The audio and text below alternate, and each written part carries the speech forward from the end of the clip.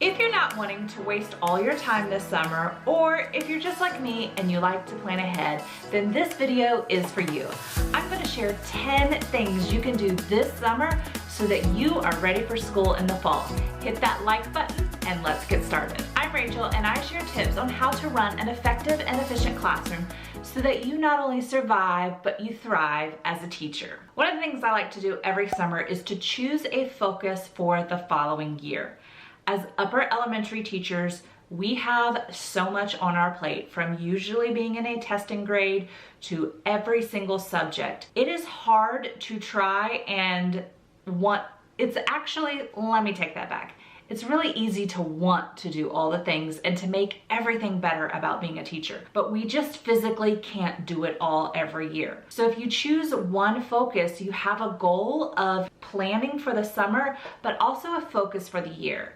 So if you are really wanting to work on your writing and how to teach writing, then that's your focus. Or maybe your focus is getting your organization down or your classroom management down. For me this year, I'm going into the year to focus on small group reading. I feel like I finally, after my third year in fourth grade, have a good handle of all the other subjects, and I really want to hone in on my guided reading groups. So having that focus helps me know what kind of books I should read over the summer, what kind of PD I want to look at, what kind of Teachers Pay Teacher resources I'm looking for. It just helps narrow that focus on what I want to do. The second thing you can plan this summer are your routines and procedures. Reflect back on the last year and think what went well and keep that. Do it again. If it went well, it obviously worked. And then look at the areas of what needed more improvement. Did your reading block not flow very well and you want to kind of change the way you're doing those things? Maybe your students struggled lining up and you really need to work us on that procedure of how to line up, or how to use their interactive notebooks or note-taking or different things like that. Think about what areas you want to make sure that you really teach strategically at the beginning of the year so that you know what you're going to be doing that first week. If you're a first-year teacher, I have a whole guidebook that will walk you through how to plan out your routines and procedures, and I have that linked down below this video in the description box. The next thing you can work on this summer is your classroom management plan. I know for me, it took me several years of teaching to kind of figure out what worked best for me as a teacher, what worked best for my students.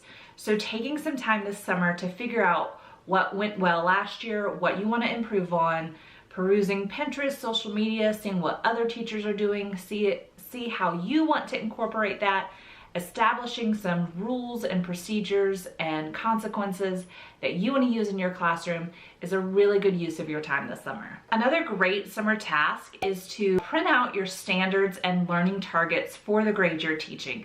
Especially if you're a new teacher or you're changing grade levels, it will help you get to see what you are expected to teach.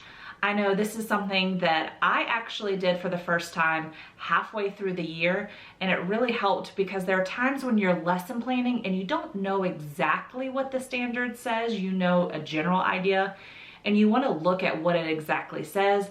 Then you have to go and find it where it's saved on your computer or where it's on your state website. So I actually printed them out and put them into page protectors, and then now I have it on a ring so that I can just hang it by my desk at school. So now I can reference them because my state also breaks it down into priority standards, and it also has support documents which kind of break it down even further. So when I'm lesson planning during the school year, it's really nice to have these at my fingertips. And then something else I'm going to work on this summer are my learning targets. We have to display them in our classroom, so I want to either have them pre-typed so I'm ready to just print and post in my classroom so that I'm ready to go. Probably the favorite thing that most teachers enjoy doing is working on decorating their classroom. And that's absolutely something that is wonderful to do over the summer. Whether that's planning out a new decor theme or finding these fun little things in the Target dollar spot or Hobby Lobby or those places. But definitely use your summertime to work on bulletin board titles, work on a birthday board display, classroom jobs, posters you want to hang in your room, all those things. Go to TPT and print and laminate and use your summer for those kinds of things. Summertime is also a great time to build your classroom library. You have the time to go visit thrift stores and yard sales and search Facebook Marketplace and find tons of books for cheap so that you can put books in your students' hands.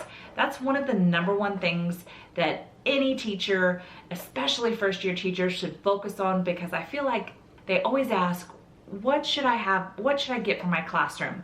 Books. You need books, and you need lots of books. So spend your time this summer building that classroom library. Summertime is also a great time for professional development, whether it's reading books or attending conferences. And one of the good things that actually has come out of the whole pandemic is the fact that virtual professional development is everywhere. Whether it's your favorite teacher, Instagrammer, or TPTer, or even the professional companies that put on PD, it is literally at our fingertips now as teachers. And so I highly encourage you, think about what your focus for the year is and find a virtual PD or a book or something that you can learn more about how to implement that into your classroom. Creating a classroom website, or even just updating your classroom website, is a great use of your summertime. You have a relaxed, fresh mind, and you can think about how did I use it, or what do I want to use it for. You can peruse other teacher websites to see what they include and think, oh, that would be beneficial if I had it on my website too. My favorite website to use to make a classroom website are Google Sites. They are so user-friendly, so if you don't have a required program through your district that you have to use, I highly suggest Google Sites. The last 2 things you can work on this summer are things that are going to help you when it's time to go back to school. Working on things for Meet the Teacher or Back to School Night or Open House, whatever it's called at your school, is going to set you up for success.